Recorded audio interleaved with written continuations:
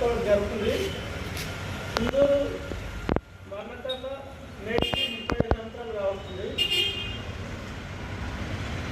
అక్కడ దళితులు చదువుకుంటున్నారని, ఉద్యోగాలు చేస్తున్నారని, అగ్రకులాలతో సమానత్వంతో ఎదుర్కొన్నారని పార్టీలో మరణకాండ నేటికి ఆధిపత్య కులాలు. అదేవిధంగా ఇప్పుడు ఒక దళితులు ఊరికి సపరేట్ వారిలో ఉన్నటువంటి దళితులకు ఒక క్రిస్టియన్స్ వాళ్ళు వచ్చి వాళ్ళకు ఇంత ఆత్మవిజ్ఞానం చెప్పడం, కొంచెం గుర్తులు ఇవ్వడం, ఇంత అన్నం పెట్టడం, కొంచెం జ్ఞానం నేర్పడం ద్వారా దళితులు కూడా మాకు ఆత్మగౌరవం, మాకు స్వేచ్ఛ ఉందని చదువుకుంటారు, మంచి బట్టలు వేసుకుంటారు, సామాజికంగా వ్యాపారం చేస్తారు, ఉద్యోగాలు చేస్తారు, అన్ని విధాల రాజకీయాల్లో కూడా వస్తారు.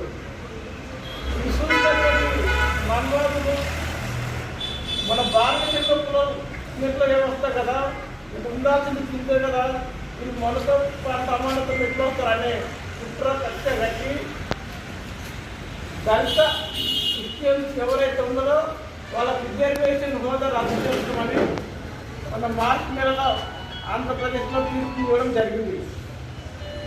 అంటే కేంద్రంలో ఆంధ్రప్రదేశ్లో ఉన్నారు మంత్రులు, సుప్రీంకోర్టులలో మీరే ఉన్నారు, ప్రతి ఆఫీస్ కార్యాలయంలో మీరే ఉన్నారు. అంటే మీరు ఉన్నారని చెప్పి మీకు అనుకూలంగా తీర్పు తీసుకొస్తారా?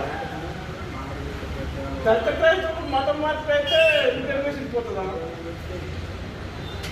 వాళ్ళకు ఉన్న వివక్ష ఏమన్నా తొలగిపోయిందా? దళితవాడు సృష్టించింది మీరే, మరి దళితవాడిలో ఉన్నటువంటి మార్పు వేరైందా?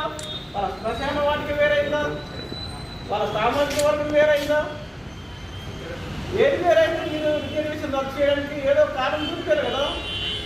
ఏ కారణం చేయడం లేకుండా మీరు ఎట్లా రిజర్వేషన్ రద్దు చేస్తారు? ఒక దళితులు క్రిస్టియన్కి మారితే ఒక బీసీ కానీ, ఒక ఓసీ కానీ ఓన్ చేసుకుంటా, అరే నువ్వు అసమానత నుంచి బయట పడ్డావు, మేము ఓన్ చేసుకుంటామని ఎవరన్నా చేసినప్పుడు మన భారతదేశంలో అలాంటి ఎక్కడైనా ప్రూఫ్స్ ఉన్నాయా? ఎలాంటి ప్రూఫ్స్ లేకుండా, ఎలాంటి ఆధారం లేకుండా మీరు మత మార్పిడి అయ్యిండ్రు, మీరు వివక్ష నుంచి బయటకు వచ్చిర్రు అన్నట్టుగా ఇస్తే మీరు ప్రూఫ్ చూపించాలి. ఎంతమంది క్రిస్టియన్లు పోయిన, ఎంతమంది వివక్ష నుంచి బయటకు వచ్చిర్రు. ఆధారాలు లేకుండా మీరు చట్టాలు తీసుకొస్తే చూస్తూ ఊపునికే దళిత క్రైస్తవం సిద్ధంగా లేరు. ప్రతి దానికి వీడియో చూపించండి. బ్రాహ్మణులు ఆర్ఎస్ఎస్ బీజేపీ వాళ్ళకి ఖండిస్తున్నారు. తల లేకుండా తోక లేకుండా మీరు ఏదో మార్గం వేస్తామంటే అది కుదరని పని. ఎందుకంటే ఇంకా నేటికి కొనసాగుతూనే ఉంది వివక్ష. మొన్నటికి మొన్న కరీంనగర్లో బండి సంజయ్ గడప లోపల కులం, గడప దాటితే బంధువులం అంటున్నాడు. తన నియోజకవర్గంలో, తన ప్రాంతంలో, తన బీజేపీ పాలనలో. మరి దళితులు ఎల్లమ్మ గుడిలోకి ఎందుకు రాలేకపోయారు? ఎందుకు నిరాకరించారు? క్రిస్టియన్స్ వేరే కంట్రీస్ మతం అంటున్నారు, వాళ్ళకి రిజర్వేషన్ లేదంటున్నారు. మరి కరీంనగర్లో ఉన్న దళితులు మన భారతదేశం కాదా, మన మూలవాసులు కాదా? మరి వాళ్ళెందుకు గుడి బహిష్కరించారు? వాళ్ళెందుకు గుడి బహిష్కరించారు? ఎస్సీ హోదా రద్దు చేస్తావు దళిత క్రిస్టియన్కి, దళిత హిందువులకు గుడి బహిష్కరణ ఎందుకు చేస్తున్నావు? ఇది చెప్పాలి మీరు ఆర్ఎస్ఎస్ బీజేపీ వాళ్ళు. ఎందుకంటే మీకు కావాలి మతమే, ఆ మతంలో కులాలు కావాలి, ఆ కులాలలో మీ అధికారం కావాలి, మీ పెత్తానం కావాలి. కానీ మనిషికి సమానత్వం చూసే గుణం, నైజాన్ని మీలో లేదు.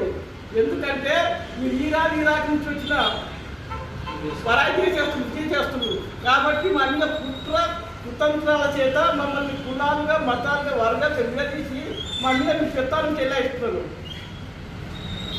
మేము ఈ భారత మూలవాసులం, మేము ఆదిజాంబవంతుని వారసులం.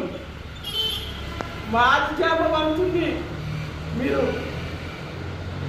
బంధించి శిక్షిస్తే అడవులలో పారిపోయి తలదాస్తున్నటువంటి పరిస్థితి, దుర్భరమైన స్థితి మాది.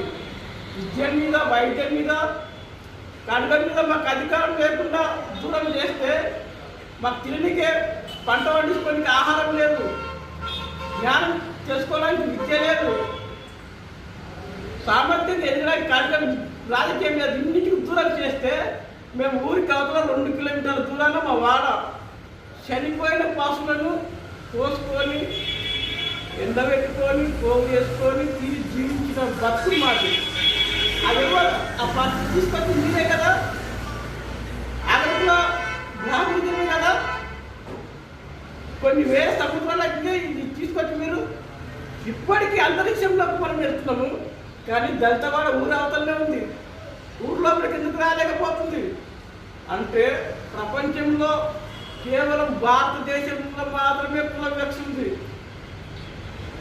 భారతదేశంలో మాత్రమే కుల వివక్ష ఉంది. భారతదేశంలోనే మాత్రమే ఎందుకుంటే కుల వివక్ష? మీరు దేశం మూలవాసం కాదు కాబట్టి కుల వివక్షను కొనసాగిస్తున్నారు. కాబట్టి మాకు మత స్వేచ్ఛ ఉంది, రాజ్యాంగ పరంగా ఏ మతమైన నమ్ముకునే స్వేచ్ఛ మాకు ఉంది. రాజ్యాంగంలో దళిత క్రిస్టియన్స్ లేరంటున్నారు. మరి దళిత క్రిస్టియన్ లేనప్పుడు మరి దళిత క్రిస్టియన్ దళిత వాళ్ళని ఎందుకు ఉండాలి? వాళ్ళకి సపరేట్ వాళ్ళ ఉండాలి, వాళ్ళకి సపరేట్ శ్మశాన వాళ్ళతో ఉండాలి, ప్రతిదీ వాళ్ళకు ఉండాలి, మైనారిటీ లాగా గుర్తించాలి. వాళ్ళు ఎందుకు గుర్తించలేకపోతున్నాం అంటే మీకు తెలుసు, ఈ తాత ముత్తాల నుంచి దళితులు కాబట్టి వీళ్ళు ఏ మతంలో పోయినా దళితుల మీద చూడాలి. వీళ్ళు కులంతోనే వీళ్ళు వెళ్ళాలి, వీళ్ళు కులంతోనే దూషించాలి. అంటే మరి మా కులమే మాకు నీళ్ళలాగా వెంటాడుతున్నప్పుడు మా రిజర్వేషన్ నువ్వెలా రద్దు చేస్తావు?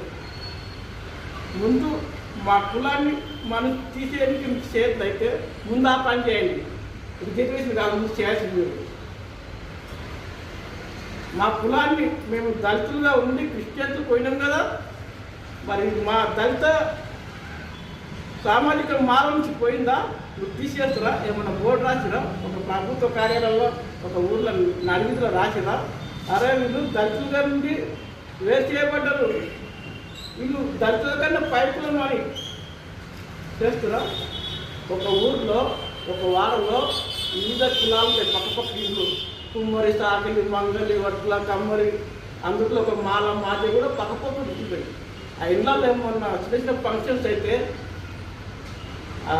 చెప్పినగా కొన్ని కులాల పేర్లు అందరూ తీసుకుంటారు, బీసీ సామాజిక వర్గం కానీ ఓసీ సామాజిక వర్గం. అదే మాల మాది ఇస్తారా? ఇల్లు పక్కకు ఉన్నప్పటికీ మరి కుల వివక్ష ఎట్లా పోయింది? కుల వివక్ష ఉంది కదా. ఆ బీసీ సామాజిక వర్గంలో ఒక మాల ఉంటాడు, ఒక మాజీ ఉంటాడు, ఒక దళిత క్రిస్టియన్ ఉంటాడు. కానీ దళిత క్రిస్టియన్ని మాజీని అలాగే పక్క పెడుతున్నావు కదా. మా దళిత క్రిస్టియన్ల కుల వివక్ష ఎక్కడ పోయింది? భారతదేశంలో ఉన్నది. అంటే ఈ కుట్ర కుతంత్రం ఏంటంటే అసలు విషయము, వీళ్ళు మా చెప్పు చేతుల్లో ఉండక, మా వాకిలు చూడకుండా, మా పశువుల కొట్టాలక పెండెత్తిపోయకుండా, మాకు సేవ చేయకుండా ఇది చేర్చిపోతారా? ఇది తెల్లబట్టలు వేసుకుంటారా? ఇది బైబుల్ పట్టుకుంటారా? నువ్వు చదువుకుంటారా? ఇది జ్ఞానం ఉంటారా? స్నానం చేస్తారా? బయటల కోసం ఆలోచిస్తారా అనే పుల్లు కుతంత్రం చేతనే మీరు రిజర్వేషన్ రద్దు చేస్తున్నారు. అంబేద్కర్ చెప్పింది మంచిగా సూటు బూట్ వేసుకున్నందుకు, జ్ఞానంగా చదువుకున్నందుకు రిజర్వేషన్ తొలగించమండి. సామాజిక వర్గం సమానత్వం అయినప్పుడే రిజర్వేషన్ చేయమని అది తెలుసుకోవాల్సింది మీరు.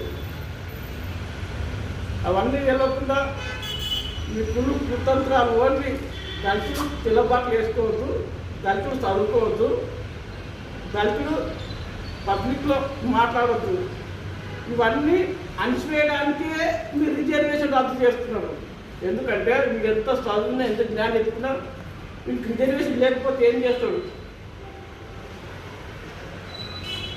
తోకదైన వాళ్ళలాగే ఎంతమంది మీరు చూస్తున్నారు. కానీ తోక పోయిన తల ఉంటుంది, తల ఆలోచిస్తుంది, తలలో జ్ఞానం ఉంటుంది. కాలంలో కాదు జ్ఞానం లేదు, తలలో ఉంటుంది. మీరు కూడా తల పెట్టి ఆలోచించండి. కాలంలో పెట్టుకొని ఆలోచించకండి. ఇలా కులదక్ష పోయిందా, మతం మారినంత మాత్రమే అనేది. ఇప్పటికి మా దంత క్రైస్తవులు ఊర్లలో మనిషి అనిపోతే బొందదోవడానికి పోతారు, డబ్బు కొట్టింది పోతారు, మోరికాలు వదిలిస్తారు ఇళ్ళలో. మరి ఇంకెక్కడ చేంజ్ అయ్యింది? దంత క్రైస్తవులు చేంజ్ కాలే కదా. అందుకు బహుజనులారా, దళితులారా, ప్రతిదీ గమనించండి, ఆలోచించండి. బ్రాహ్మణిక మనువాదానికి కులం తప్ప మన ఐక్యత చేయలేరు వాళ్ళు. మన కులాలతో వర్గాలతో విభజిస్తారు తప్ప వాళ్ళు మన దేశానికి ఉపయోగపడింది ఏమీ లేదు. మత ఉచ్చులకు దిగుతారు తప్ప జ్ఞానంలోకి నడిపించరు. ఎందుకంటే వాళ్ళే పెద్ద పెద్ద కార్పొరేట్ స్కూళ్ళు, కాలేజీలు అన్నీ కట్టుకున్నారు. మన ఊర్లలో మనకు చదువు లేకుండా స్కూళ్ళను మూతవాడేస్తున్నారు. మన పిల్లలకు చదువు రాకుండా ప్రైవేట్ కార్పొరేషన్ చేస్తున్నారు. మనం ఏం పని చేసి మనం ప్రైవేట్లో మన పిల్లలు చదివించాలి? ఇదంతా మూల కారణం మనకి ఎడ్యుకేషన్ దూరం చేయడానికి తప్ప ఇంకే వేరే కుట్ర ఏం లేదు ఆ బ్రాహ్మణుల దగ్గర. అందుకు ప్రతి ఒక్కరూ మనం గమనించాల్సింది ఏంటంటే, ఊరికి గుడి ఎంత ముఖ్యమో బడి అంతే ముఖ్యం. గుడికి ఎంతమంది పోతుర్రో బడి కూడా అంతమంది పోవాలి. మరి మన దేశంలో మన ఊళ్ళలో పోతుర్రా, గుడి ఎదుండే మనకు తెలుసు, బడి ఎదుండే మనకు తెలుసు, గుడికి ఎంతమంది వెళ్తుందో మనకు తెలుసు, బడికి ఎంతమంది వెళ్తుందో మనకు తెలుసు. ఇది బ్రాహ్మణిజం అసలు చుట్టుకట్టు. అందుకు మనం చేయాల్సిందంతా రాజ్యాంగపరంగా మాకు ఎడ్యుకేషన్ ఉంది, మేము చదువుతాము, మా గ్రామాలలో మా స్కూల్ నడిపించాలి, మా స్కూల్ డెవలప్మెంట్ చేయాలి, మా స్కూల్ ఫండ్స్ ఇవ్వాలి, మా స్కూళ్ళల్లో మాకు సరైన టీచర్లు పెట్టాలి, సరైన జ్ఞానం నేర్పించాలి అని దీనిపైన పోరాటం జరిగినప్పుడే బ్రాహ్మణ్యం అనువాదం తప్ప మనము ఎడ్యుకేషన్ పరంగా ఆలోచించలేకపోతే పూటకు గుడి పెరుగుతుంది, పూటకుగా మతం పెరుగుతుంది అన్నట్టు మన కాన్సన్ట్రేషన్ మొత్తం ఎడ్యుకేషన్ ఉండాలి. ఎందుకంటే ఎడ్యుకేషన్ మనకు దళితులకు తీసుకొచ్చింది క్రిస్టియన్ మతమే కదా, దళిత వాళ్ళకి వచ్చింది. అక్కడి నుంచి మనం చదువుకున్నామా, మనం గుడికి పోయినామా? మరి క్రిస్టియన్ వాళ్ళు గుడికి రానిచ్చు, స్కూల్కి రానిచ్చారు. మరి అట్లాంటి పిల్లలు మనం ఇలా ఎట్లా వ్యతిరేకంగా మాట్లాడతాం? క్రిస్టియన్కి వాళ్ళు ఏమని ఏం చేశారు? వాళ్ళు ఏ దేశంలో మన దేశం కాదు. అయినప్పటికీ సోదర భావంతో మనిషికి మనిషి అనే సమానత్వంతో మన దేశంకి వచ్చారు. మన వాళ్ళ మనకు తిండి లేక, పశువులు లేక, కుష్ఠరోగం, ఆరోగ్యం, నిరోగం, తామర, గజ్జి, మలేరియా అనేకమైన వ్యాధులు వస్తే వాళ్ళు మన తల్లి మంది ఎత్తుకొని ఎట్లా కాడికి ఎట్లా అనిపిస్తుందో అట్లా చూసిరు. వాళ్ళు చూసి మనకు ఆరోగ్యాన్ని ట్రీట్మెంట్ ఇచ్చారు, జ్ఞానానికి చదువు ఇచ్చారు. అలాంటి క్రిస్టియన్ మతానికి ఎలా బ్రాహ్మణ్యం వ్యతిరేకం అంటుంది. కాబట్టి మనం బ్రాహ్మణ్యాన్ని వ్యతిరేకించాలి. మీరు మమ్మల్ని బడికి రానిస్తే, మీరు మమ్మల్ని గుడికి రానిస్తే క్రిస్టియన్ మతం వచ్చేదనా మనం బాధించకూడదు. మరి మీరెందుకు రానిలే ఆ రోజు? అదొప్పుకోవాలి. ముందు మీరు మమ్మల్ని గుడికి బడికి రానికి మమ్మల్ని సమానత్వం చేస్తే మేము ఈరోజు అక్కడ పోయేటం కాదు. ఏడ చెట్టు ఉంటే నీళ్ళ బుద్ధి నాశింటుంది, ఏడ బుక్కలు పెడితే ఆ కింద నాశించదు, కాలే కట్టుకుంటూ బాధ ఉండడానికి ఎందుకు బాధలు చేస్తుంది. నీళ్ళ విషయం మీకేం తెలుసు? అన్ని ఆస్తులు అన్నీ సంపాదించుకున్నారు, దాంట్లో మీరు స్వేచ్ఛగా ఉన్నారు. మా బాధలు మీకు తెలియదు.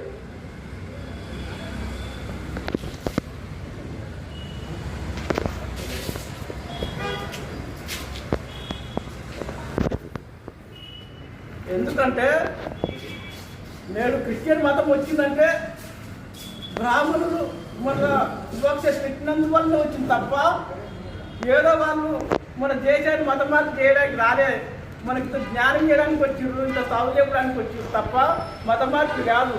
మీరు మత మార్పు కోసము రోజుకో గుడి కడుతున్నారు.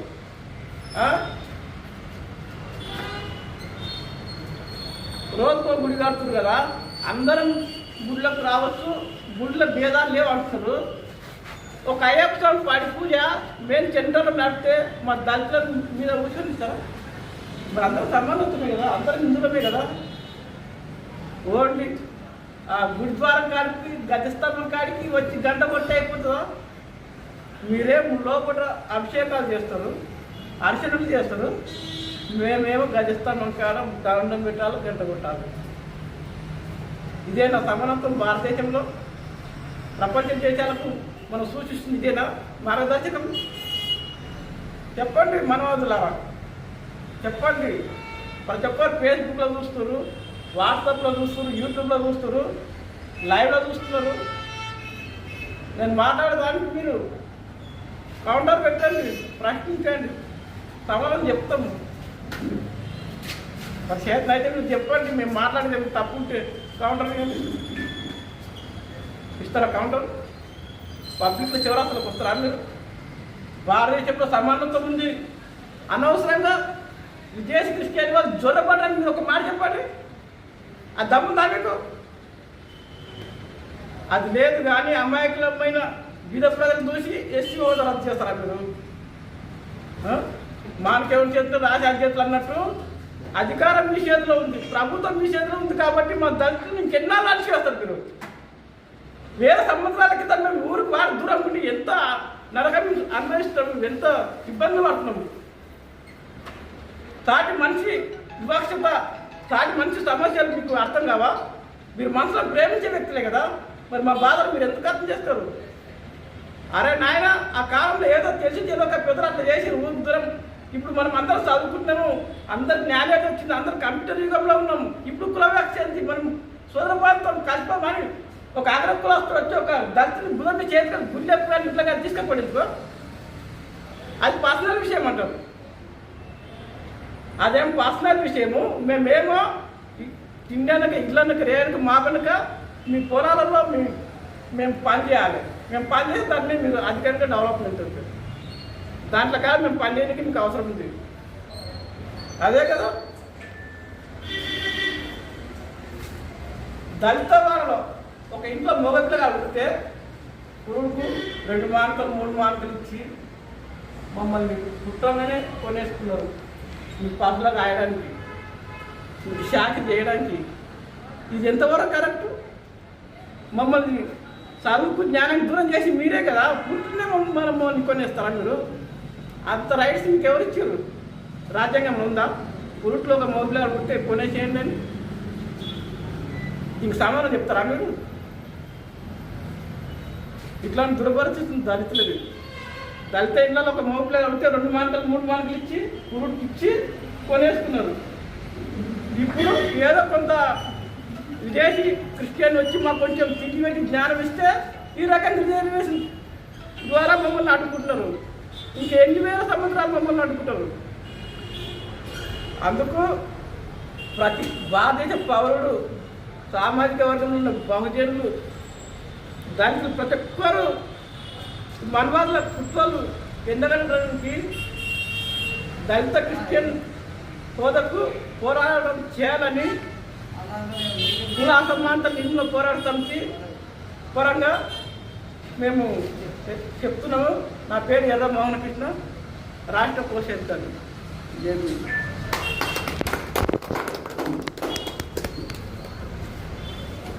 పోయిందండి.